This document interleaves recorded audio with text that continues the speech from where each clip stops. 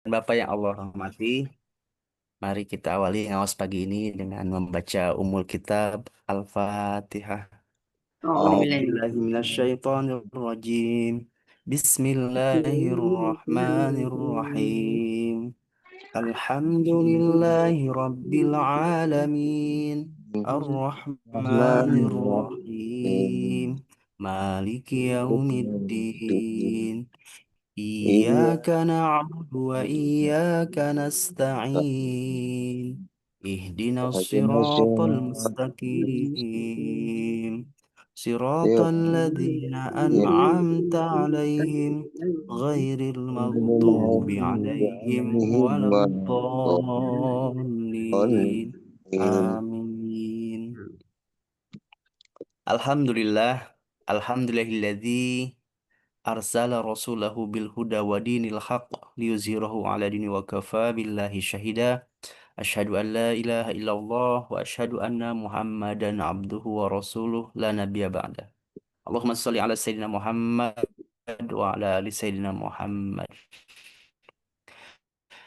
Alhamdulillah, puji serta syukur kehadirat Allah, nikmat iman, nikmat Islam, nikmat sehat, bisa bersilaturahim pagi hari ini, nikmat Allah pertemukan kita dengan bulan Ramadan yang mulia, bisa beribadah di dalamnya. Itu adalah nikmat yang Allah berikan kepada kita. Semoga Allah tambah-tambah lagi nikmat-nikmat ini, nikmat sehat dan nikmat rezeki yang berlimpah. Amin, amin ya rabbal alamin.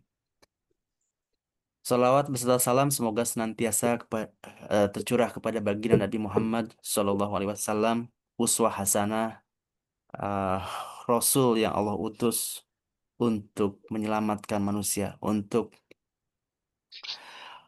mengubah masa dari jahiliyah kepada masa Islam, untuk mengubah kondisi dunia ini yang berantakan gara-gara berkata Nabi Shallallahu Alaihi Wasallam, kita diakui menjadi umatnya Rasulullah, bisa meminum air dari telaga Al-Kautsar, ya, dan mendapat syafaat dari kanjeng Nabi Muhammad Shallallahu Alaihi Wasallam. Amin, amin ya Allah. Amin. Ibu bapak yang Allah rahmati, alhamdulillah tidak terasa kita sudah masuk hari ke-26. Nanti malam malam 27 berarti insya Allah ya kalau kalender eh, penanggalan dari pemerintah. Dan ini adalah hari-hari di mana kita seperti apa ya, orang yang sedang bertemu dengan yang dirindukan, kemudian harus berpisah ya. Itu dengan Ramadan ya. Ramadan di hari-hari terakhir ini. Tentu ini adalah hari-hari yang Allah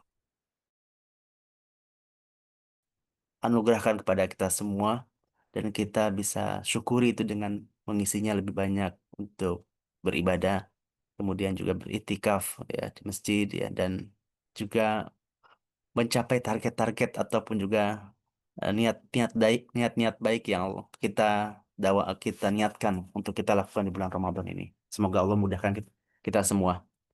Allahumma a'inna ala zikrika wa syukrika wa husni ibadatik. Ya, semoga Allah mudahkan kita untuk mensyukuri nikmatnya, ya kemudian bisa beribadah kepadanya. Ibu bapak yang Allah rahmati, di bulan Ramadan ini tentu dalam perspektif sirah nabawiyah, kita mengenal ada beberapa peristiwa penting, ya peristiwa-peristiwa yang tercatat terjadi pada bulan Ramadan, ya. Yang terkenal tentu diantaranya adalah Perang Badar. Ya. Perang Badar itu terjadi pada bulan tahun kedua Hijriah. Tapi selain itu juga ada momen-momen besar, momen-momen penting yang terjadi di bulan Ramadan. Termasuk sebelum peristiwa hijrah adalah pada tahun ke-10 kenabian itu adalah wafatnya Ibunda Khadijah ya, pada bulan Ramadan tahun ke-10. 10 tahun sebelumnya, Ramadan adalah turunnya wahyu pertama pada tahun 610 Masehi. Di bulan Ramadan inilah Allah menurunkan wahyu pertama di Gua Hiro. Iqra bismi rabbikal ladzi khalaq. Dan ini menandai dimulainya risalah kenabian Kanjeng Nabi Muhammad Sallallahu Alaihi Wasallam. Jadi ada peristiwa ya turunnya wahyu pertama, wafatnya kan Ibunda Khadijah radhiyallahu anha. Kemudian setelah hijrah, tahun kedua Hijriah adalah tahun disyariatkannya puasa Ramadan. Jadi berapa kali puasa Ramadannya Rasulullah, berapa kali tarawehnya Rasulullah? Berarti 8 kali ya. Tahun kedua sampai tahun ke-10. Kemudian di tahun yang sama disyariatkannya zakat ya. Zakat fitrah ya. Ini juga mengingatkan kita semua ya untuk menunaikan fitrah ya. Zakat yang diwajibkan untuk ditunaikan untuk membersihkan orang-orang yang berpuasa, membantu fakir miskin saat hari raya ya. Ada peristiwa Perang Badar ya di tahun kedua Hijriah. Tahun 2 Hijriah itu cukup padat ya, peristiwa disyariatkannya puasa, turunnya perintah zakat, terjadinya perang Badar. Jadi tanggal 17 Ramadan 2 Hijriah itu terjadi perang Badar dan kaum muslimin menang. Dan hari rayanya terbayang ya. Hari raya Idul Fitri pertama setelah disyariatkannya puasa adalah juga merayakan atau bagaimana kemenangan di bulan suci Ramadan, kemenangan perang Badar, kemudian hari raya Idul Fitri. Kemudian di tahun 2 Hijriah juga terjadi wafatnya putri Rasulullah yaitu Ruqayyah Ruqayyah binti Rasulullah. Beliau adalah istri dari sahabat Utsman bin Affan ya. Kemudian peristiwa besar lainnya adalah terjadi pada tahun ke-8 Hijriah yaitu peristiwa pembebasan kota Mekah atau Fatu Mekah. Di situ dihancurkannya berhala-berhala gitu kan ya. Dan berarti ada jeda antara eh turunnya perintah Ramadan dengan Fatu Mekah itu sekitar 6 tahun jedanya ya. Turunnya puasa Ramadan di tahun kedua Hijriah, kemenangan kaum muslimin dalam Fathu Mekah, pembebasan kota Mekah tahun ke-8 Hijriah. Dan dari runutan peristiwa-peristiwa itu ya, ada tadi satu peristiwa yang dinamai dengan Amul Huzn atau tahun duka cita. Rasulullah kehilangan istri tercinta yang menjadi pendukung dakwah Rasulullah, yaitu Ibunda Khadijah. Juga kehilangan paman yang membela Nabi, yaitu Abu Thalib. Ya. Dua orang yang sangat penting, jasanya sangat besar untuk Rasulullah yang mendukung dakwah Islam ini, yaitu istri tercinta dan eh, pamannya. Dan itu yang kemudian membuat Nabi sedih juga adalah dengan wafatnya dua orang ini, maka sokongan dakwah, ruang gerak dakwah di Mekah itu semakin sempit ya. Dan makanya disebut dengan tahun kesedihan. Menurut ulama sirah itu ya, itu disebut tahun kesedihan tidak serta-merta tentang karena hilangnya dua orang ini, tapi lebih karena tertutupnya peluang dakwah di Mekah dan Madinah di Mekah. Karena bicara tentang kehilangan, Rasulullah sebagai seorang ayah, sebagai seorang kepala keluarga, pernah merasakan beberapa kali kehilangan. Termasuk yang paling sedih dari seorang orang tua. Dari orang tua itu kan kehilangan anak, ya. Ditinggal wafat anaknya. Anak yang anak laki-laki, ya, dari Rasulullah, itu ya, Abdullah, itu ya, itu wafat ketika masih kecil, gitu ya. Kehilangan ibu yatim ber, ber- yatim berulang-ulang itu kan kehilangan juga belum pernah berjumpa dengan ayah, kehilangan ibu di usia 6 tahun, kehilangan kakek yang sangat menyayangnya di usia 8 tahun. Itu kehilangan yang bertubi-tubi. Jadi disebut dengan Amul Huzn atau tahun kesedihan, itu karena tertutupnya peluang dakwah di Mekah dan Nabi kehilangan dua orang pendukung dakwah itu. Nah, pagi hari ini kita berkisah tentang ketika Nabi bersedih, ketika Nabi eh, merasakan betapa sempitnya Mekah terasa sempit gitu ya karena dengan wafatnya dua orang pendukung ini ya Ibunda Khadijah, Abu Thalib hampir ruang gerak dakwah itu sangat terbatas. Tapi di balik kesedihan ya, Allah juga memberikan hiburan. Allah memberikan eh, menurunkan satu surah, satu surat yang Allah turunkan yang disebut sebagai Ahsanul Qasas, yaitu kisah terbaiknya yang Allah wahyukan, Allah turunkan, yang kita baca berulang-ulang ya. Jadi kalau sekarang sudah hatam 3 kali, berarti sudah 3 kali membaca surat ini. Suratnya adalah surat Yusuf. Surat Yusuf yang di dalam Al-Quran, dalam surat Yusuf disebut sebagai Ahsanul Qasas. Ya, eh, kisah terbaik. Allah mewahyukan eh, kisah dalam surat Yusuf ini untuk menjadi pelajaran, untuk menjadi hiburan kepada Rasulullah Shallallahu Alaihi Wasallam. Dan dalam kisah dalam surat Yusuf itu ternyata punya hubungan yang sangat erat dengan perjalanan kehidupan Nabi Muhammad Shallallahu Alaihi Wasallam. Bahkan para ulama menjelaskan bahwa surat ini diturunkan untuk menguatkan hati Rasulullah Shallallahu Alaihi Wasallam saat menghadapi masa sulit di Mekah, khususnya setelah peristiwa tahun kesedihan, setelah peristiwa Amul Huzn. Dan ini Al-Quran ya, eh, sepertiga itu kisah-kisah ya. Allah pilihkan dari sekian banyak kisah di dalam kehidupan umat manusia ya. Ini adalah kisah yang disarikan, yang dipilih kisah-kisah terbaik yang ada dalam Al-Quran. Nah, kisah yang menarik adalah kisah Nabi Yusuf dalam surat Yusuf itu eh, runut kisahnya dalam satu surat. Kalau kita baca surah apa kisahnya Nabi Musa gitu ya, atau Nabi Ibrahim itu ada dalam banyak surat gitu ya. Nah, ini dalam surat Yusuf ini dikisahkan perjalanannya Nabi Yusuf alaihissalam dari mulai kecil sampai besar ya. Dan ini tuh semacam prototype ya, semacam gambaran eh, hiburan kepada Rasulullah tentang perjalanan beliau gitu ya, dan menguatkan hati Rasulullah SAW. Dan ternyata kalau dirunut ini ada kemiripan antara kisahnya Nabi Yusuf ya sebagai orang yang dikenal ketampanannya luar biasa ya. Ini diuji oleh Allah. Dan kalau kita lihat tadi, kenapa surat ini turun untuk mengobati dan menguatkan hati Rasulullah? Ya. Karena kisahnya, yang pertama ada beberapa kemiripan kisah. Ya. Yang apa saja kemiripannya? Pertama adalah sama-sama diuji oleh orang terdekat. Ketika itu Nabi kan merasakan bagaimana kerabat-kerabatnya orang-orang Quraisy itu kan sebenarnya kerabat Nabi kan.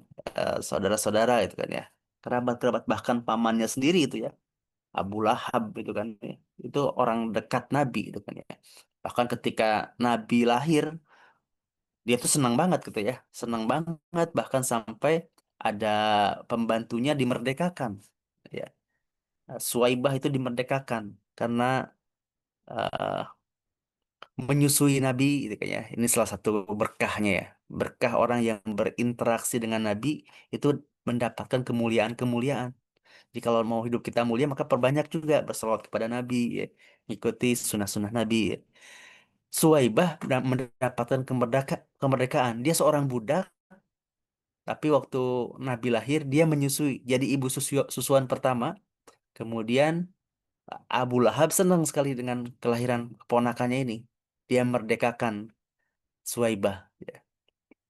Ini sekali lagi orang yang berinteraksi, berbuat baik dengan Nabi itu kan ya, itu banyak mendapatkan keberkahan. Maka kita pun sama. Kalau mau mendapat keberkahan dalam hidup, perbanyak bersolawat kepada Nabi gitu kan ya.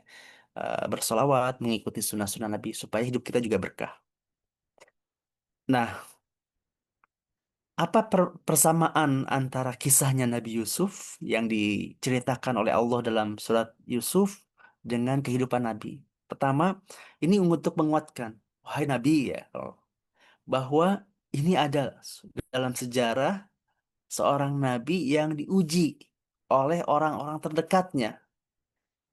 Misalnya Nabi Yusuf, ia dihianati oleh saudara-saudaranya sendiri, diceburin ke sumur gitu kan ya, dibuang ke dalam sumur, kemudian ya karena iri hati, karena alasan-alasan yang nggak dibenarkan gitu ya. Ini memberikan penguatan kepada Nabi. Ini loh, ada Nabi Yusuf ya, dikhianati, disakiti oleh saudara dekatnya. Maka jangan bersedih hati engkau ya Muhammad itu ya. Ketika orang-orang Quraisy, orang-orang dari kerabat-kerabatmu juga memusuhi apa yang kau bawa ya. Nah, ini menguatkan hal itu. Dan Rasulullah juga ditentang ya karena Rasulullah justru ditentang oleh kaum dan kerabat sendiri di Mekah ya. Orang-orang Quraisy itu kerabatnya Rasulullah. Dan banyak dari Quraisy yang masih keluarga Nabi menolak dakwah beliau. Tadi yang paling kencang itu adalah Abu Lahab ya. Abu Lahab itu memang nggak masuk akal, nggak logis untuk tradisi Arab sekalipun itu nggak logis orang itu ya. Dia pamannya Nabi, dia keluarga dekat Nabi, harusnya dia adalah orang yang paling kuat membela Nabi. Sejahiliyah-jahiliyahnya orang jahiliyah waktu itu, mereka akan menolak kalau ada keluarganya dilecehkan, ada keluarganya yang disakiti. Ini dia keluarga malah menjadi orang yang memberi menolak, bukan hanya menolak, menyakiti, bahkan membiarkan orang lain menyakiti Nabi. Sejahiliyah-jahilnya orang jahiliyah nggak mau melakukan seperti itu ya. Eh, Abu Jahal pun dia nggak mau kalau ada orang dulu yang masuk Islam untuk dipukulin sama orang Quraisy yang masih musyrik gitu ya. Yang mukulin dia itu kan ya. Karena itu keluarganya gitu kan ya. Artinya dia akan sakit hati kalau keluarganya disakiti. Ini Abu Lahab keterlaluan itu kan ya. Dia pamannya Nabi, orang yang harus membela Nabi tapi menyakiti Nabi. Nah, ini satu kemiripan ya. Jadi sama-sama diuji oleh orang terdekat ya. Dan artinya apa? Penolakan dari orang dekat adalah ujian dari para nabi. Ini untuk menguatkan kepada kanjeng Nabi ya. Para nabi juga diuji dengan orang-orang terdekatnya. Nabi Nuh juga diuji oleh anaknya, gitu kan ya. Kemudian Nabi Adam juga diuji ya dengan anaknya yang membangkang ataupun juga dari keluarganya ya, dari kalangan keluarganya yang tidak taat kepadanya. Nah, kemudian sama-sama tadi sama-sama diuji dengan orang terdekat. Yang kedua, sama-sama mengalami masa sulit sebelum kemenangan. Tapi ini juga ya, kisah ini kan runut dari awal sampai akhir. Yang endingnya itu adalah happy ending. Ujungnya adalah kemenangan ya. Tapi proses untuk mencapai kemenangan itu ada masa-masa sulit yang harus dilalui. Tadi diuji dengan orang-orang terdekat, kerabat ya. Kemudian sama-sama mengalami kesulitan dalam kehidupan sebelum mencapai kemenangan itu. Bagaimana Nabi Yusuf alaihissalam? Beliau mengalami kesulitan, dijual bahkan ya sebagai budak, dijual sebagai budak dari satu tangan ke tangan yang lain ya. Bahkan sampai harus difitnah ya, dipenjara bertahun-tahun, walaupun beliau nggak bersalah. Nabi Yusuf nggak bersalah tapi harus mendekam dalam penjara. Nah, dalam perjalanannya ya, ini juga jadi kabar oh bahwa itu adalah natural, bahwa kesulitan adalah bagian dari proses menuju kemenangan. Karena Rasulullah juga mengalami hal-hal tersebut. Bagaimana mengalami boykot selama 3,5 tahun. Ini kita tuh baca sejarah ini tuh seperti ringan aja ya. Tapi eh, kebayang ini ya, 3,5 tahun nggak punya akses untuk makanan, untuk berdagang, untuk akses sosial. Dikucilkan benar-benar gitu ya. Saya kemarin lihat ini kan ada produksi AI ini ya di YouTube tuh Oh Messenger judulnya. Dia kasih ilustrasi tentang bagaimana uh, jalanan Sirah itu ya. Salah satu poinnya adalah salah satu episodenya adalah menggambarkan tentang betapa sulitnya masa ketika diboykot. 3,5 tahun. Orang-orang itu makan ranting, makan kulit-kulit yang sudah kering gitu ya. Nggak ada air, nggak ada makanan. Lama 3,5 tahun. Banyak yang sakit. Bahkan Ibunda Khadijah, paman Nabi, juga sakit, wafat, runutannya karena setelah peristiwa pemboikotan itu. Jadi mengalami hal yang sulit. Dan Nabi baru saja lepas dari peristiwa itu, diboikot itu kan ya. Nah, Allah kasih ilustrasi dengan kisahnya Nabi Yusuf ya. Dia dijual, dipenjara itu kan ya, meskipun nggak bersalah ya. Kemudian juga difitnah dan bahkan ya harus keluar dari kampung halaman. Dan ini menjadi preliminary, menjadi eh, prakondisi bahwa Nabi pun akan mengalami hal sama. Nabi Yusuf disakiti, diusir dari kampung halaman, dan Nabi pun ya disakiti dan diusir dari Mekah hingga terjadi hijrah. Tentang kabar hijrah itu Nabi memang sudah dapat kabar pengetahuan tentang akan diusir akan dari Mekah itu adalah sejak hari pertama menjadi Nabi. Sejak hari-hari pertama menjadi Nabi ketika mengadu kepada bercerita kepada Warokoh bin Naufal. Engkau akan disakiti gitu ya. Engkau membawa namus, engkau membawa kabar kabar yang juga dulu sampai kepada Nabi Musa alaihissalam ya. Dan siapapun yang membawa kabar ini, membawa risalah ini gitu ya, dia akan disakiti ya, diusir ya oleh kaummu gitu ya. Nabi yang ketika itu digelari sebagai Al-Amin, orang-orang menitipkan barang-barang kepada Nabi. Nabi terperangah apa ya, mereka akan mengusir saya gitu ya. Dan masa itu sudah dekat gitu kan ya. Karena apa? Setelah wafatnya Abu Thalib dan Ibunda Khadijah, itu orang udah semakin bengis, udah nggak ada lagi yang secara kemanusiaan yang melindungi kehidupan Nabi itu di Mekah, sehingga harus hijrah. Nah ini jadi surat Yusuf ini juga menjadi prakondisi untuk menenangkan, menghibur Nabi ya tentang peristiwa hal yang serupa juga terjadi pada Nabi Yusuf alaihissalam. Dan tapi ending dari kisah itu adalah happy ending. Akhirnya mendapat kemenangan. Nabi Yusuf akhirnya mendapat kemenangan dan mendapatkan kekuasaan. Nabi Yusuf menjadi penguasa di Mesir, ya. Memiliki kedudukan yang tinggi setelah masa-masa penderitaan yang beliau lalui. Dan Rasulullah jadi dibesarkan hati Rasulullah, ya. Rasulullah akan juga mendapatkan kemenangan. Kembali ke Mekah dalam peristiwa Fatu Mekah terjadi pada bulan Ramadan tahun ke-8 Hijriah. Ini mirip dengan Indonesia ya. Indonesia juga 17 Agustusnya di bulan Ramadan juga nih. Rasulullah menang dalam Fatu Mekah, menaklukkan, membuka kota Mekah terjadi pada bulan Ramadan. Ya. Perang Badar terjadi juga pada bulan Ramadan. Nah, Rasulullah mendapatkan Fatu Mekah di bulan Ramadan. Kota yang dulu mengusir beliau, orang-orang yang dulu tun apa namanya menyakiti Nabi, akhirnya tunduk tanpa peperangan besar. Orang-orang dulu yang mengusir Nabi itu masih pada hidup kan? Jedanya kan cuma 8 tahun. Ya, 8 tahun Rasulullah terusir dan harus kembali. Jadi orang-orang yang dulu menyakiti Nabi masih masih masih hidup di Mekah. Ya.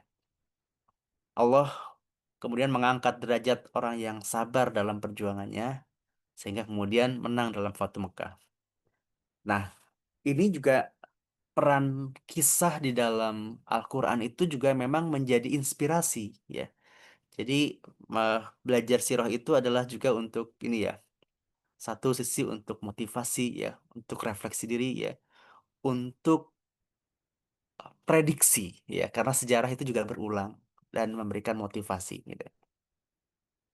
Nah, ini jadi pembelajaran ya tentang bagaimana sikap ketika kita menang. Karena kisah dalam surat Yusuf ini menjadi inspirasi eh, orang seperti apa ketika harus menang, gitu ya. Ketika sedang menang harus bersikap seperti apa? Sikap sikap yang dilakukan, yang dicontohkan oleh Nabi Yusuf itu menginspirasi ya. Ini adalah kesamaan yang paling menakjubkan. Ketika bertemu kembali dengan saudara-saudaranya, Nabi Yusuf kan berkata, La tasriba alaihimul yaum, gitu ya. Tidak ada celaan bagi kalian pada hari ini, ya. Jadi kalimat yang sangat mirip yang diucapkan Rasulullah kepada Quraisy saat Fatu Mekah. Ketika Fatu Mekah kan orang-orang berkumpul, ribuan orang tuh berkumpul untuk mendapatkan hukuman mungkin ya. Ilustrasi gambaran orang-orang Quraisy itu adalah ini mungkin akan dihukum. Kalau nggak dipancung atau apapun lah gitu ya. Karena udah tradisi kalau yang namanya dulu tradisi perang itu kalau ada yang kalah, ya udah yang kalah harus menerima konsekuensi. Bisa juga dihanguskan semuanya, dibunuh gitu ya. Atau hal-hal yang mengerikan gitu ya. Itu yang tergambar oleh orang-orang Mekah karena mereka juga masih mengingat belum lama ini mereka mengusir orang-orang yang datang ke Mekah ini, orang-orang Islam ini, orang-orang Muslim ini.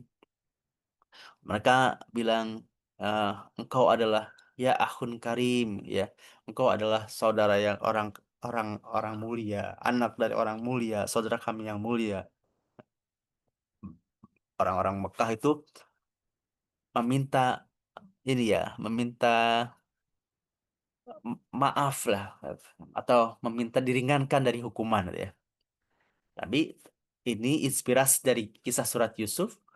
Nabi Yusuf ketika bertemu dengan saudara-saudaranya yang dulu memfitnahnya, membuangnya ke sumur, gitu ya, bahkan mau membunuh Nabi Yusuf, gitu ya. Ketika bertemu, bahkan ketika bertemu pun mereka tuh nggak minta maaf, gitu ya. Ngeyel, tetap masih berargumen bahwa Nabi Yusuf itu dimakan serigala, gitu ya. Masih nggak mau mengakui kesalahannya, gitu ya.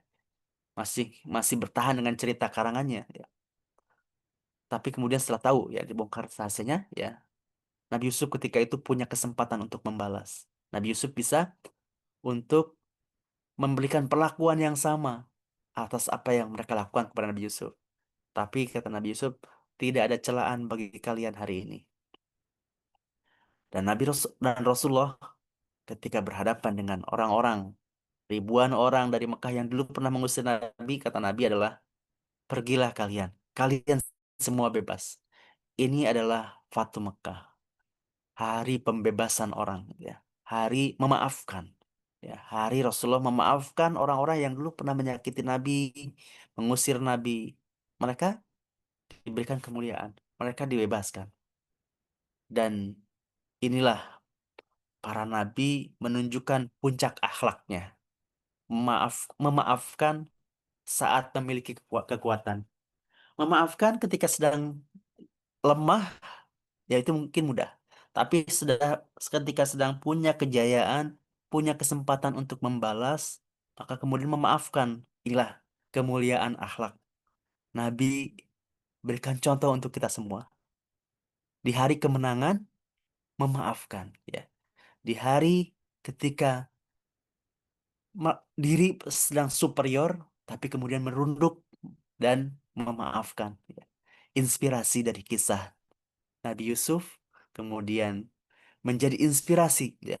Bagaimana Rasulullah juga memberikan contoh untuk kita semua. Ketika kita sedang punya kekuatan, kita punya kemampuan untuk membalas, tapi kemudian memaafkan. Ini semulia akhlak Nabi. Ya. Memberikan contoh kepada kita semua. Maka salah satu bentuk eh, ekspresi diri ketika merayakan kemenangan, Nabi ketika masuk Mekah dalam peristiwa Fathu Mekah, Nabi merunduk, banyak beristighfar ya, banyak beristighfar takutnya nanti dalam dalam perjalanan kita ya, kita juga demikian. Kadang kita merayakan kemenangan, tetap apa sikap kita? Banyak istighfar. Mungkin ketika kita menang itu ada orang-orang yang tersakiti.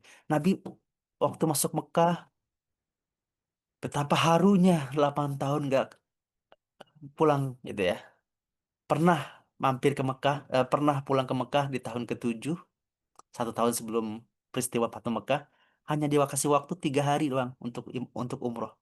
Bahkan untuk merayakan pernikahan saja, itu nggak dikasih tempat di Mekah, harus nggak boleh gitu ya, sama orang-orang Quraisy. Nabi waktu ketika itu menikahi eh, Huzaimah kalau salah ya, salah satu istri Nabi itu ya yang berasal dari Mekah, gitu ya. Tidak dikasih kesempatan oleh orang-orang Quraisy. Nah, ini ada waktu kesempatan untuk membalas, tapi Nabi tunjukkan dengan akhlak yang mulia, memaafkan ya. Saat merayakan kemenangan ya, kita memaafkan. Itu contoh yang dilakukan oleh Nabi SAW. Inspirasi dari kisah Nabi Yusuf, inspirasi dan contoh terbaik dari Rasulullah SAW. Maka insya Allah kita juga merayakan kemenangan Idul Fitri, kita banyak memberikan maaf, memaafkan kepada saudara-saudara kita, menyambung kembali silaturahim ya. Dan Rasulullah ketika itu adalah menghubungkan ya orang-orang yang dulu jauh ya, dulu menyakitinya ya, dimaafkan ya, disambung silaturahimnya dan mereka menjadi kerabat-kerabat yang kemudian menjadi jalan berbondong-bondong orang masuk Islam ya. Karena Islam hadir ke situ tidak dengan paksaan, tapi melihat akhlak mulia dari Rasulullah SAW. Ini ya kita belajar kisah itu juga menjadi inspirasi ya. Dan menarik memang dalam kisah surat Yusuf ya tadi kata-kata Nabi Yusuf ketika ada kesempatan membalas saudara-saudaranya, tapi Nabi Yusuf mengatakan bahwa tidak ada celaan untuk kalian pada hari ini. Nabi pun demikian. Pergilah kalian. Kalian semua bebas. Ya, hari pembebasan. Hari untuk membebaskan eh, orang-orang yang dulu pernah menyakiti Nabi. Dan betapa memang kisah itu menjadi inspirasi dalam kutipan dari eh, kisah dalam surat Yusuf juga adalah tentang kesedihannya eh, ayahnya Nabi Yusuf gitu kan ya. Ayahnya Nabi Yusuf gak begitu sedih ya. Tapi dia harus bersabar dengan atas apa yang terjadi. Pasobran jamil ya. Dengan sabar yang sangat baik. Dengan sabar yang baik, yang indah ya. Kata-kata itu juga yang kemudian dikutip oleh Ibunda Aisyah ketika beliau juga difitnah dulu. Bayangkan ya istri Nabi difitnah. Fitnahnya pun juga tentang fitnah berzina. Alhamdulillah itu ya. Fitnah yang sangat keji. Dilontarkan kepada istri Nabi. Kata Bunda Aisyah, ya. Aku akan saat ini aku mengatakan seperti yang disampaikan oleh yang dikatakan oleh ayahnya Nabi Yusuf ya, pasobran jamil ya, dengan sabar yang baik, yang mulia itu ya. Hanya kesabaran yang bisa aku tunjukkan itu. Kisah itu juga diambil dari kisahnya Nabi Yusuf, Pak. Dikutip dari eh, eh, kalimat yang juga terlontarkan dalam kisah hidupnya Nabi Yusuf alaihissalam yang diabadikan atau yang Allah ceritakan dalam surat Yusuf ya. Surat Yusuf sebagai Ahsanul Qasas tadi. Kisah terbaik yang Allah wahyukan ya untuk kita semua, ya untuk Rasulullah untuk kita semua dan sebagai Ahsanul Qasas, kisah terbaik dalam Al-Qur'an. Allah menyebutnya sebagai Ahsanul Qasas. Jadi kalau tadi kita simpulkan ada kesamaan, kemiripan antara kisah Nabi Yusuf dengan kisahnya Rasulullah, sama-sama dikhianati saudara, ditolak kaumnya ya, diuji berat ya, diboikot dan disakiti, sabar dalam ujian, sabar dalam dakwahnya ya. Sampai kemudian ada kesempatan untuk pada waktunya akhirnya berkuasa. Nabi Yusuf berkuasa di Mesir. Rasulullah menang dalam Fatu Mekah. Dan sikap kemenangan yang dilakukan adalah memaafkan saudaranya. Rasulullah memaafkan saudara dan memaafkan kaum Quraisy yang dulu pernah menyakitinya. Karena itulah Allah menyebut kisah ini sebagai Ahsanul Qasas sehingga semoga menjadi inspirasi buat kita semua. Contoh dari teladan-teladan terbaik umat ini ya dari Rasulullah SAW, kisah terbaik dari surat Yusuf ya. Demikian pun kita ya, ketika merayakan kemenangan, kita banyak mem- beristighfar dan memohon ampun kepada Allah dan memaafkan ya. Semoga inspirasi untuk kita semua dan mengambil ibroh dari kisah ini. Demikian, kurang lebihnya mohon maaf kalau ada kekurangan dalam hal penyampaian. Silahkan kalau ada tambahan tausiah ataupun juga pertanyaan untuk diskusi dipersilahkan. Saya lagi boleh Pak Ustadz? Monggo Ibu, silakan. Masya Allah. Maaf ya Pak Ustadz ya, selalu ada pertanyaan nih dari saya. Baik Bu, silakan. Itu Pak Ustadz, Lailatul Qadar itu sebenarnya kan terjadi, turunnya 70.000 malaikat ke bumi Pak Ustadz. Tapi katanya menurut, hadis gitu, apa ada kisah kalau 50%-nya itu, mereka turunnya di Mekah, Madinah Pak Ustadz. Terus separuhnya lagi itu di Masjid Nabawi dan Masjid Aqsa. Terus sampai ke sini sampai semakin sedikit Pak Ustadz. Nah itu apakah kita yang di Indonesia ini kebagian atau bagaimana? Sedangkan kita berusaha untuk mendapatkan Lailatul Qadar ini Pak Ustadz. Terus yang kedua Pak Ustadz, hmm, kita, buka termasuk yang menjolimi seorang gitu Pak Ustadz. Terus dalam keadaan, sekarang mau 10 terakhir ini mau mendekati hari raya ini, kita meminta maaf kan Pak Ustadz, berusaha untuk minta maaf sama orang ini, tapi orang ini tidak memaafkan. Itu gimana itunya kita itu. Dia, merasa dijolimi, "Ngapain juga lu datang-datang ke gua minta maaf?" Gitu loh Pak Ustadz. Jadi seolah-olah, kita untuk berusaha untuk menyambung lagi silaturahim tapi tidak diterima.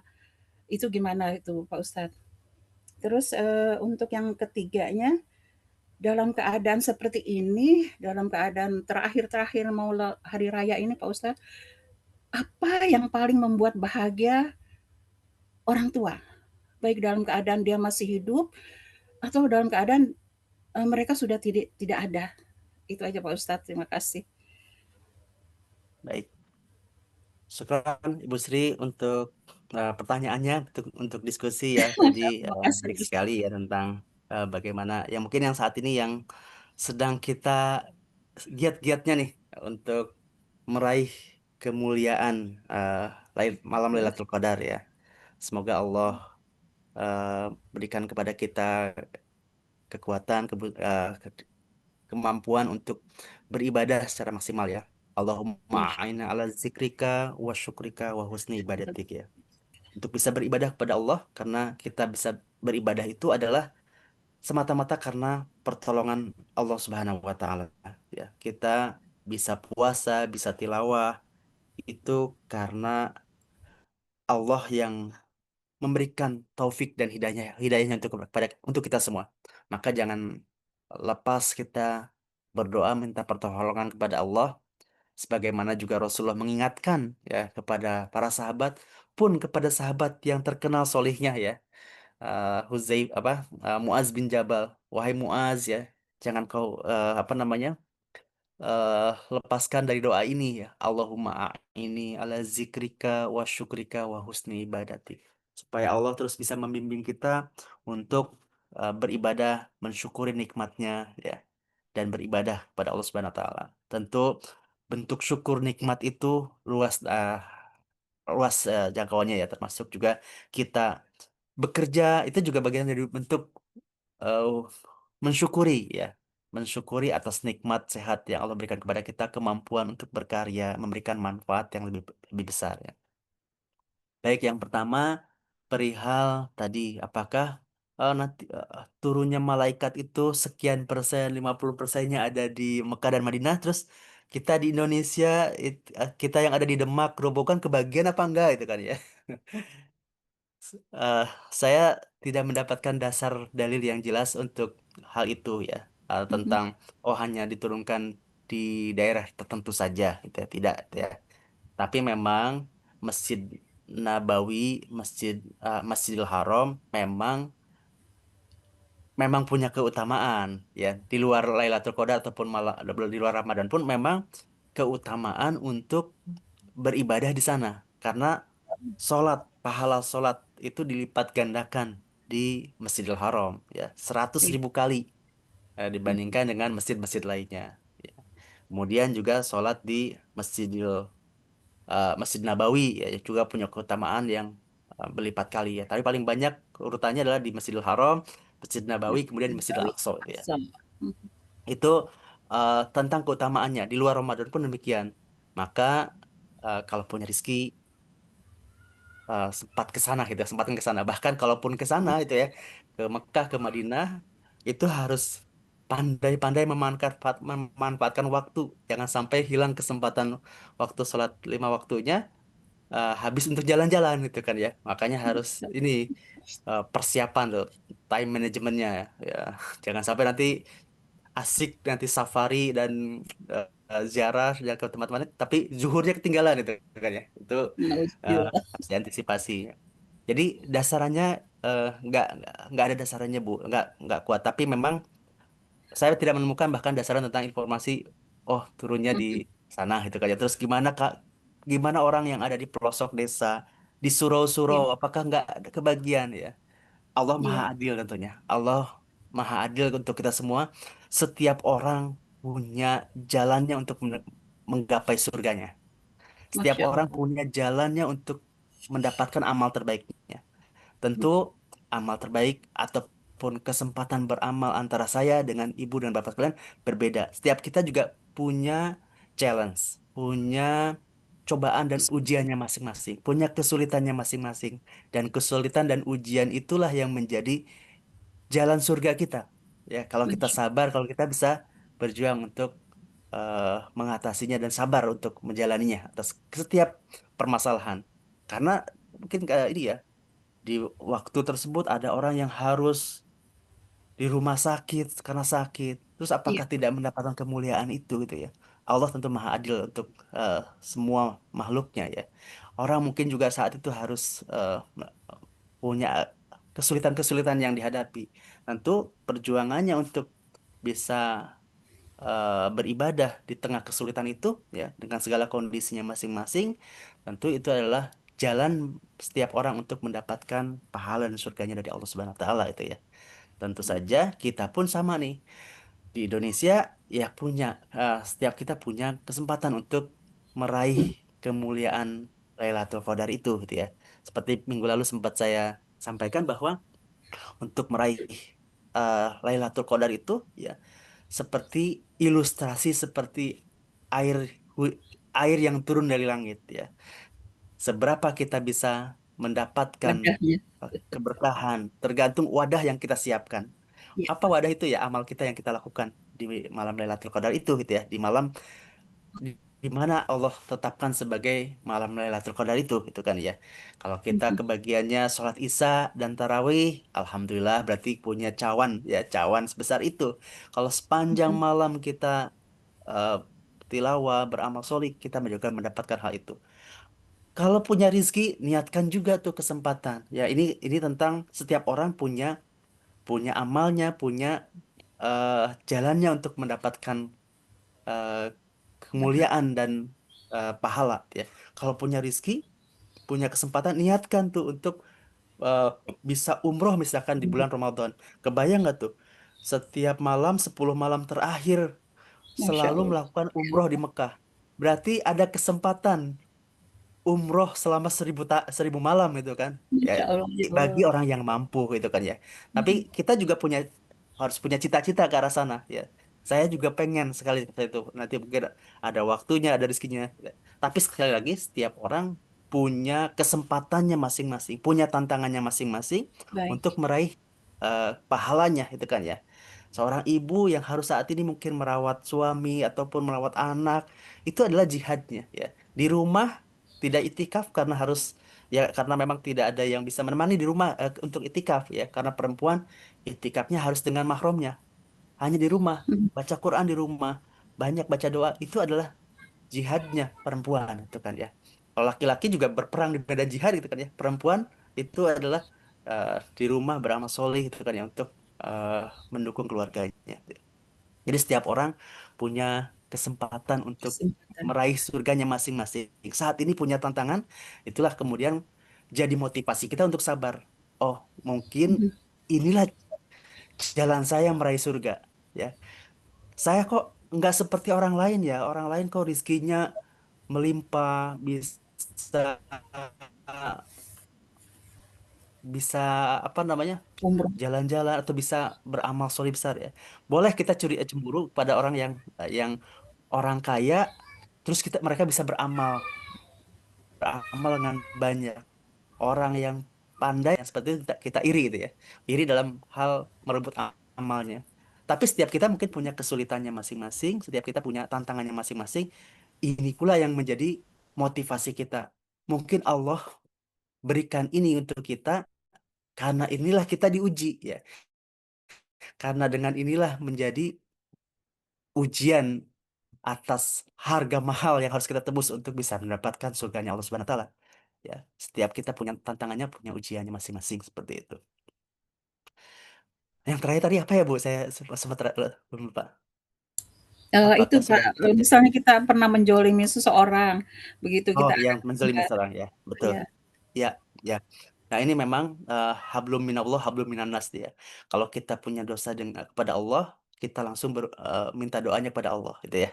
Minta minta istighfar, minta maaf, minta ampun kepada Allah Subhanahu wa taala, itu kan ya. Apalagi ini di bulan akhir Ramadan, Nabi juga mengajarkan kepada kita untuk memperbanyak doa ini. Allahumma Afun "Afuwun karim karim, tuhibbul tuhibbul afwa afwa fa'fu anni. fa'fu anni." Allahumma innaka afuwun karim tuhibbul afwa fa'fu anni. Ini yang doa yang Nabi ajarkan untuk kita semua ya. Ini menjawab pertanyaan dari Ibunda Aisyah ketika itu. Kalau malam Lailatul Qadar kita banyak apa nih? Baca apa ya? Baca Allahumma innaka afuwun karim tuhibbul afwa fa'fu anni. Dan ini dibaca sebenarnya di setiap malam-malam kita di bulan Ramadan. Kalau ikut tarawih di masjid juga kan sering doanya ini Allahumma innaka afuwun karim tuhibbul afwa fa'fu anni. Nah, tentang zolim ya, zolim. Nah, ini memang bahaya. Eh, Interaksi dengan manusia itu kan ya. Ini eh, jadi warning buat kita itu kan ya. Ketika kita menzolimi orang itu ya, baik sadar ataupun tidak sadar itu kan ya. Karena kita harus minta maaf, minta minta maafnya kepada orang itu kan ya. Kalau dengan Allah berarti kan kepada Allah langsung. Ya.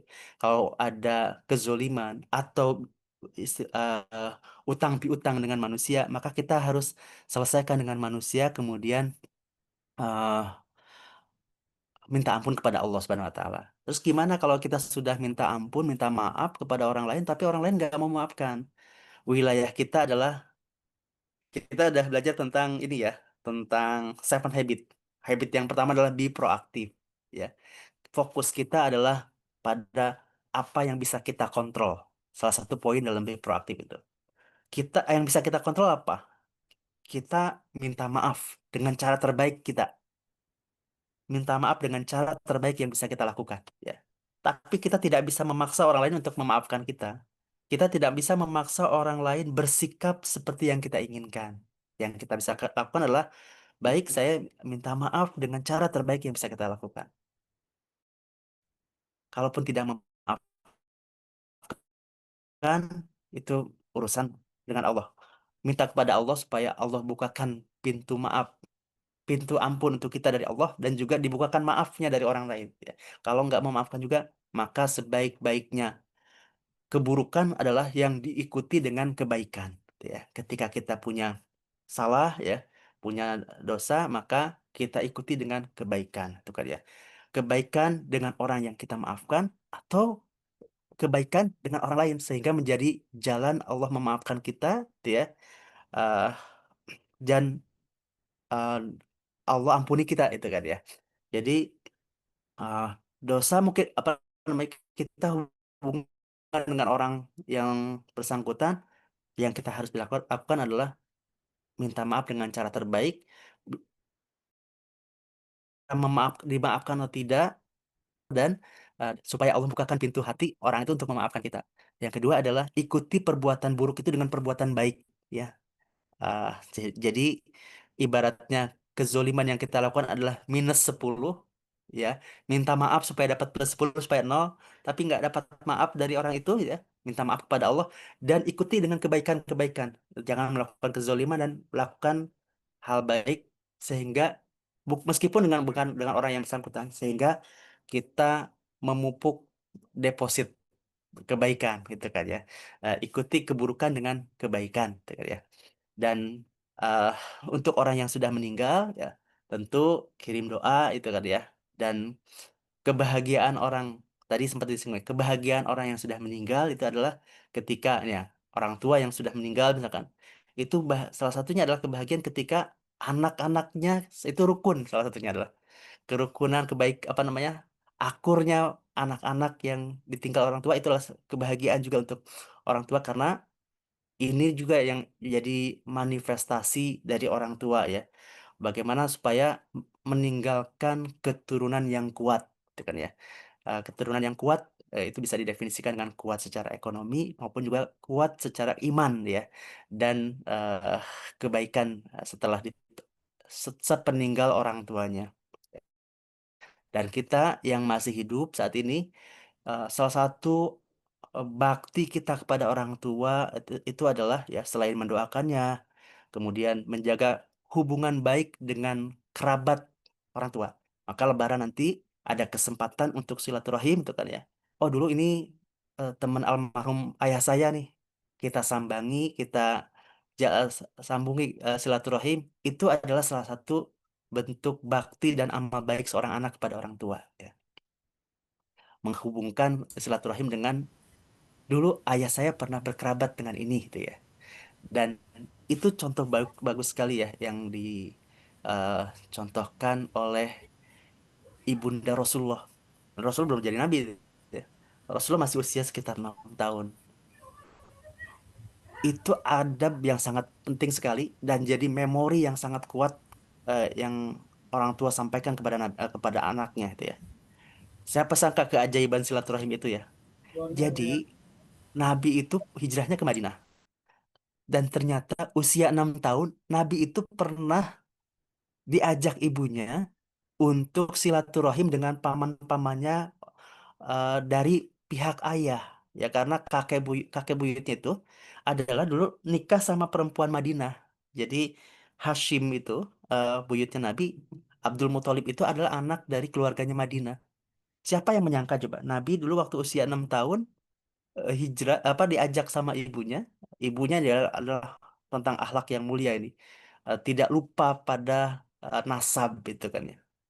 Dan keajaiban dari silaturahim itu adalah siapa yang menyangka ternyata yang membela Nabi ketika hijrah itu adalah orang yang keluarga atau eh, tempat yang dulu Nabi pernah diajak untuk bersilaturahim ke sana. Namanya Bani Najjar. Dan Bani Najjar itu adalah menjadi tetangga Nabi di Madinah. Masya Allah itu satu connecting dot yang luar biasa ya. Berpuluh-puluh tahun yang lalu usia masih 6 tahun Nabi, usia Nabi 53 tahun hijrah udah 47 tahun ternyata dulu orang-orang yang mungkin ya bayang ilustrasi saya adalah dulu mungkin main bersama dengan Nabi ternyata kemudian 47 tahun kemudian menjadi tetangga Nabi di Madinah dekat Masjid Nabawi Bani Najjar itu salah satu ini ya dahsyatnya tentang silaturahim ya itu juga tentang adab kita untuk menyambung silaturahim kesempatannya jadi bagus juga nih kesempatan Idul Fitri untuk bisa menjalin kerabat kita dari ayah dari ibu untuk kita sambungkan juga dengan anak-anak kita juga ya. Siapa tahu nanti sepeninggal kita mereka juga saling membutuhkan di antara kerabat-kerabatnya ya. Dan menjadi memori baik untuk pesan kepada eh, anak cucu kita ya. Oke demikian Bu Sri. Masya Allah, Agak-agak thayyiban makasih Allah, jazakumullah thayyiban makasihan Pak Ustadz. sami-sami Bu Sri. Benar-benar clear banget. Sami. Mbak saya boleh bertanya? Baik Bu Lilis. Oke, Assalamualaikum warahmatullahi wabarakatuh. Assalamualaikum warahmatullahi wabarakatuh. Eh, saya rada penasaran dari tadi yang dikaitkan dengan surat Yusuf, Pak Baik. Mungkin Ya, saya belum menemukan ayat yang kemudian hikmah dari cerita ini ya, tapi mungkin minta dibantu sama Pak Baik. Jadi saya berpikir seorang Nabi Yusuf gitu, kenapa harus dibuang ke sumur dulu, dijual sebagai budak, dipenjara, kayak gitu. Kenapa Allah nggak langsung menjadikan beliau menjadi pemimpin gitu? Cara Allah membentuk seorang sebelum diberi amanah besarkah memang seperti itu atau hikmahnya yang saya pengen tahu gitu, Ustadz. Terus yang kedua, ini mungkin tadi sorry, yang pertama nih rada balik yang pertama dulu ya. Yang pertama ini rada kayak tadi, Pak Baih, bicara tentang setiap orang itu ada cobaannya masing-masing gitu kan ya. Jadi mungkin dengan dapatkan hikmah itu kita bisa memaknai lebih baik lagi cobaan yang, setiap orang kita dapatkan gitu. Nah yang kedua, di surat itu tuh juga, tentang kesabaran ya. Kalau, ini jadi, eee, sebenarnya sebentar saya rada emosi.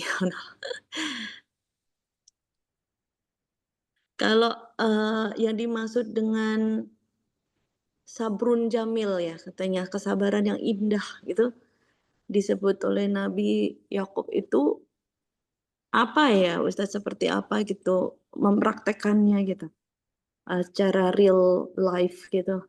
Karena kadang kita tuh masih walaupun nggak diomongin suka sabar kita tuh suka ada batasnya gitu. Nah, sabrul jamil yang dimaksudkan di sini tuh bagaimana gitu? Ini juga rada terkait dengan pertanyaan pertama ya, ketika kita menjabat cobaan, sakit, atau apapun itu gitu. Itu bagaimana kita mempraktekkan sabrul jamil ini. Gitu sih Pak Ustadz. Terima kasih. Baik, baik. Syukur Mbak Lilis ya. Ya. Ini dari nada suaranya memang cukup ini ya, Bu. Tergetar ini. Ya, semoga ini juga ketika kita mentadaburi Al-Quran, mentadaburi sebuah kisah, kemudian kita menjadi bergetar, itu tanda Allah sayang kepada kita, menguatkan iman kita ya. Semoga jadi penguat buat iman kita ya. Tadi yang pertama tentang ya eh, tentu hikmah ya. Hikmah itu adalah barang hilang milik orang yang beriman. Siapa yang menemukannya dia paling berhak untuk mendapatkannya ya. Jadi pandai-pandai kita mengambil hikmah dari setiap peristiwa dan kejadian. Maka dalam setiap kita mencari apa mengulas kisah pun adalah yang utama adalah apa ibrohnya, apa faedahnya, apa hikmahnya untuk kita ya. Atas setiap semua peristiwa yang terjadi pada diri kita, tanda orang yang beriman adalah ambil hikmahnya gitu ya. Ambil hikmahnya gitu ya. Tentu saja Allah menguji setiap orang. Setiap nabi itu diuji dengan ujiannya masing-masing. Ujian yang sangat berat ya. Jadi kata Nabi, oh, di dunia ini yang paling berat ujiannya adalah para nabi gitu kan ya. Para nabi adalah orang-orang yang diuji dengan ujian yang berat ya. Masing-masing diuji dengan ujian yang berat. Nabi Yusuf alaihissalam ya, Allah uji ya. Dan ujian itu biasanya dekat dengan apa yang paling menyentuh, apa yang menjadi sesuatu yang paling dekat dengan seseorang. Nabi Rasulullah itu orang yang punya integritas tinggi ya. Orang yang dikenal sebagai orang jujur al-amin. Apa ujiannya? Nabi diuji ya. Dikatain gila, dikatain uh, dicemooh. Itu ujian berat ya. Untuk orang mulia seperti Rasulullah SAW ya. Nabi atau ibunda Nabi Rasulullah ya, ibunda Nabi Isa itu orang yang sangat menjaga kesuciannya. Allah uji dengan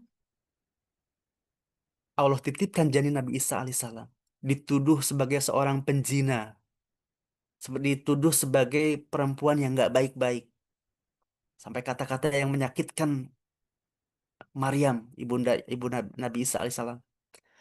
Bapakmu bukan penjina, ibumu bukan orang yang busuk, buruk gitu ya. Kenapa terjadi gitu seperti itu? Padahal dalam hidupnya Ibunda Maryam, beliau adalah perempuan yang menjaga kesuciannya. Jadi memang ujian seseorang itu adalah yang paling dekat dengan apa yang menjadi value atau nilainya ya, nilainya seseorang katanya. Yang sehingga ketika itu diuji, maka akan menyentuh pada lubuk hati paling dalamnya itu kan ya. Para ujian para nabi demikian ya. Ujian orang-orang yang beriman juga demikian. Maka apa yang paling kita cintai nih ya? Biasanya Allah menguji itu gitu ya. Nabi Muhammad diuji berkali-kali gitu ya. Bahkan ketika kakeknya begitu mencintai Nabi itu nggak ada tuh eh, anak-anaknya Abdul Muthalib itu yang diperkenankan duduk di sejadah ataupun karpetnya Abdul Muthalib. Saking cintanya deh. Tapi Allah ambil itu. Nabi tidak dipertemukan dengan ayahnya. Yatim berkali-kali. Itu ujian. Ujian berat buat Nabi Sallallahu Alaihi Wasallam. Ya. Apa yang paling dicintai? Ya. Jadi ujian itu kadang datang kepada sesuatu yang paling kita cintai. Itu, kan, ya. Itu ujian yang menuntut kesabaran ya. Sabrun jamil tadi ya. Nabi Yakub alaihissalam itu Allah uji ya. Punya anak banyak gitu kan ya.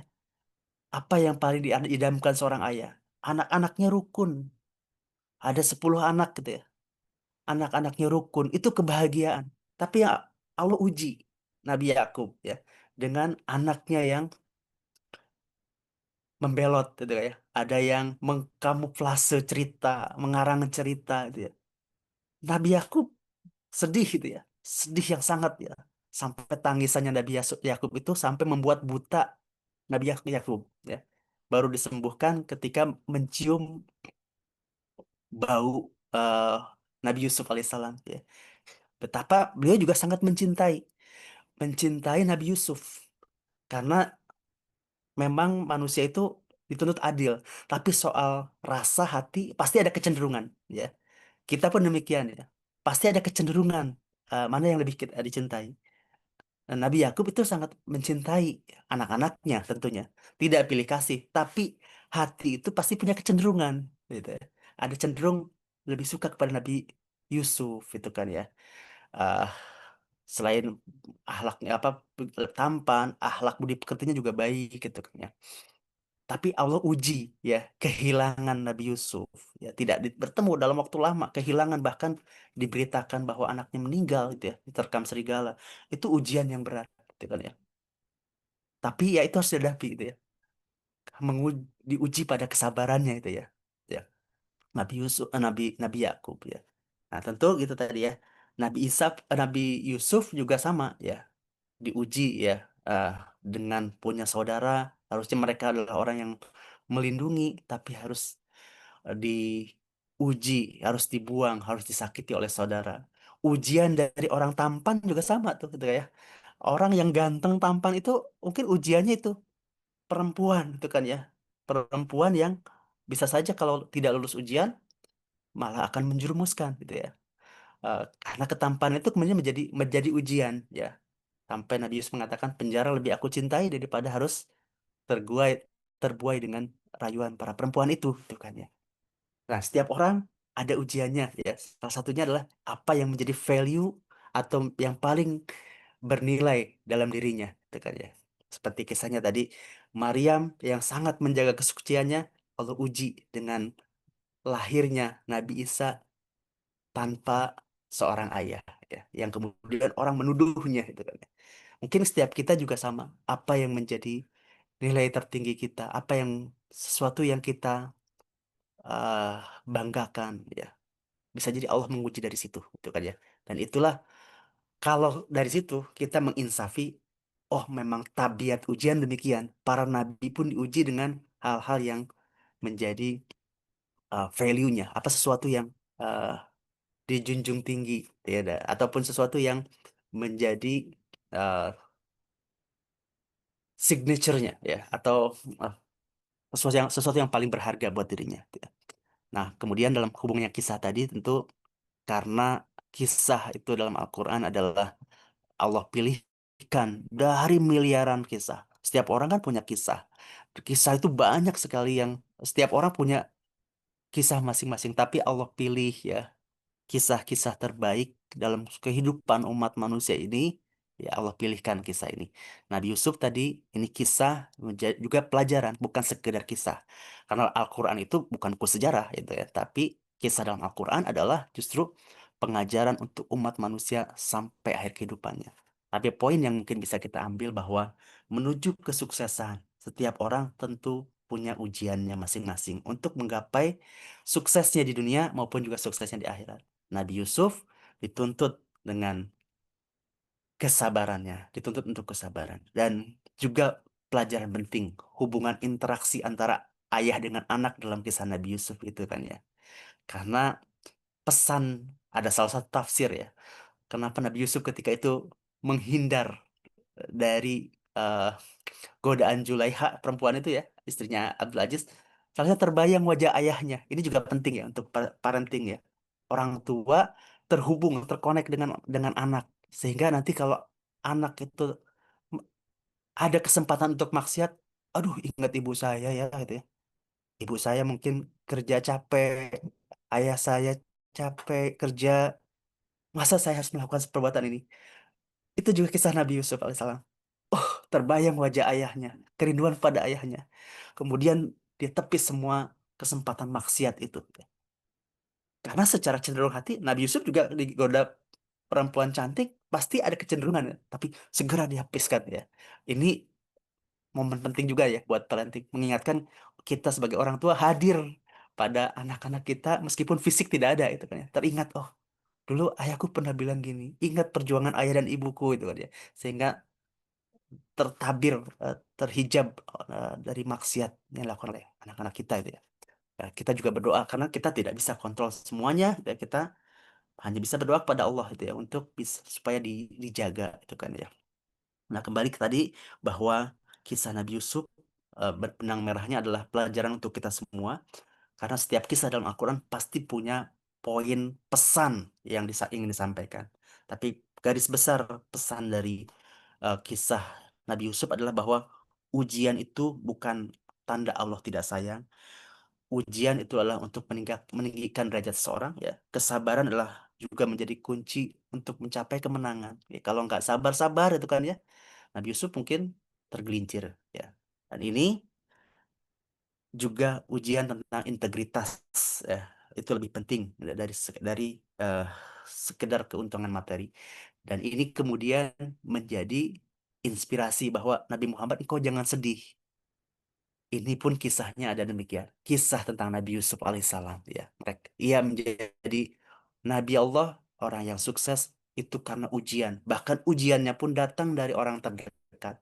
Jadi engkau Muhammad gitu. Kalau kurang lebih ya, kalau kita syarikat, engkau wahai Muhammad, wahai Rasulullah, engkau juga diuji demikian. Itu adalah tabiat yang harus dijalani setiap orang gitu ya.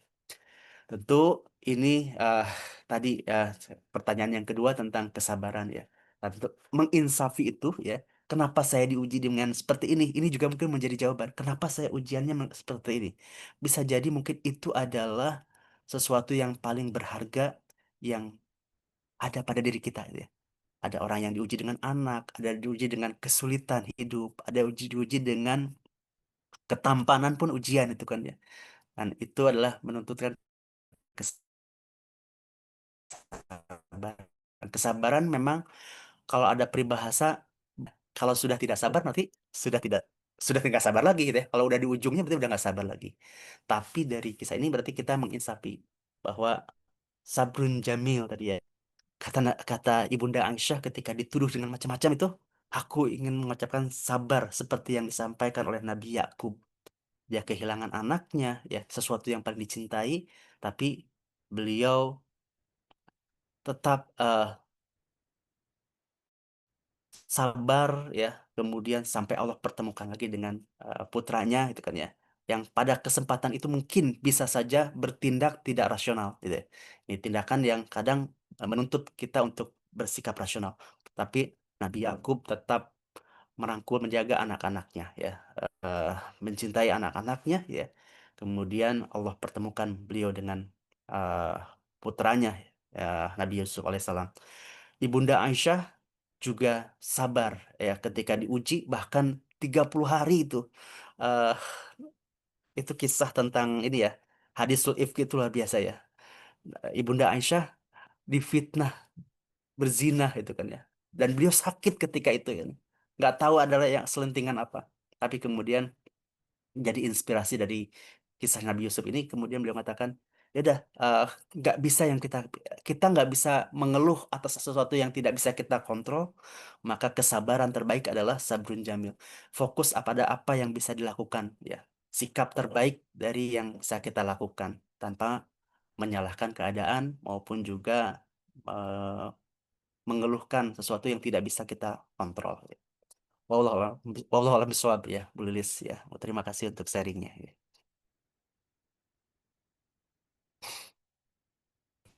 Mungkin demikian, Bu. Rasul saja Baik, istilahnya terima kasih banyak, Pak. kita. Tapi kita rasul-rasul kita ternyata ujiannya lebih berat Pak Ustadz ya. Apalagi kita hanya sebagai umatnya gitu. Berarti kita harus benar-benar mencontoh beliau ya Pak Ustadz. Ya, betul. Kata Nabi, kita artinya apa? Sesusah-susahnya kita, seberat-berat ujiannya kita, itu nggak ada apa-apanya dengan ujian yang diterima Rasulullah. Masya Karena kata Allah Nabi, ya. yang paling berat itu adalah Rasulullah. Dan jaminan Allah bahwa Rasulullah itu adalah menjadi teladan terbaik karena setiap ujian yang kita alami, yang pernah kita rasakan sebagai umatnya Rasulullah, Rasulullah pernah menjalani itu. Masya Allah Ya, ya. bahkan COVID kemarin pun yang susah itu ya. Kita nggak terbayang susahnya COVID kemarin ya. Ternyata Rasulullah pernah mengalami itu dan jauh lebih dahsyat. Di boykot 3,5 tahun nggak ada makanan gitu ya. Ternyata kita resapi. Artinya setiap kehidupan kita Rasulullah adalah teladan terbaiknya itu kan ya. Kita jadi ayah, jadi ibu, jadi anak, jadi kakek. Pernah kehilangan ini, pernah itu. Rasulullah memberikan contohnya ya. Maka teladan terbaik adalah kita mencontoh Rasulullah. Dan ini adalah satu anugerah buat kita semua sebagai umatnya Rasulullah punya real life tentang keteladanan itu ya. Nggak perlu cari yang mana-mana itu ya, Rasulullah menjadi Baik. role modelnya untuk kita semua. Masya Allah. Baik, mungkin demikian. Agak ngolor nih Ibu Bapak. Mohon maaf nih ya, agak panjang. Mohon ya. Semoga berkah, semoga bisa mengambil ibroh ya untuk kisah yang kita ceritakan hari ini, yang kita bahas hari ini, dan kita bisa Amin. berikan kesempatan terus untuk bisa berdoa, beribadah, dan bersyukur atas semua nikmat yang Allah anugerahkan kepada kita, dan bersabar atas ujian yang menimpa diri kita. Baik, Amin. demikian. Mari Kasih. kita tutup pengawasan pagi ini dengan membaca hamdalah dan doa kafaratul majlis. Alhamdulillah. Alhamdulillahirabbil alamin. Subhanakallahumma wa bihamdika asyhadu an la ilaha illa Asyhadu an la anta ilaha illa anta astaghfiruka wa atubu Wa ilaik. atubu ilaik. Assalamualaikum Jazakumullah khairan. warahmatullahi Terima kasih. wabarakatuh.